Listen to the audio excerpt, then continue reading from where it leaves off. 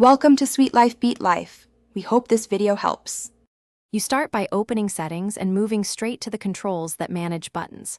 First, make sure battery is above 10% and the screen stays on. Interruptions can reset dialogues. Once ready, tap the search icon at top and type buttons or buttons and gestures. This speeds you to the exact menu. Make sure you have your lock method available because some changes require confirmation. Next, tap the matching result. Do not go to accessibility. The correct section is buttons and gestures. Now you are inside buttons and gestures, so focus on power button options. Once there, review single press, double press, and long press entries. Each controls a different action. Tap the entry you want to change and choose from the list: lock screen, launch camera, open voice assistant, or open flashlight. Make the selection and then test it immediately with short, deliberate presses. This confirms the mapping.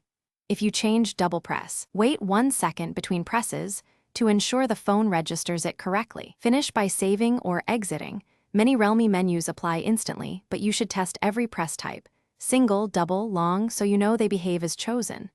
If settings don't stick, restart the phone and retest because some changes need a reboot to take effect. If problems persist, reset only the button settings or check for system updates. Outdated firmware can block options. One quick troubleshooting tip: clear settings app cache from apps info, then reconfigure the power button mapping. Thanks for watching. Consider subscribing if we helped you.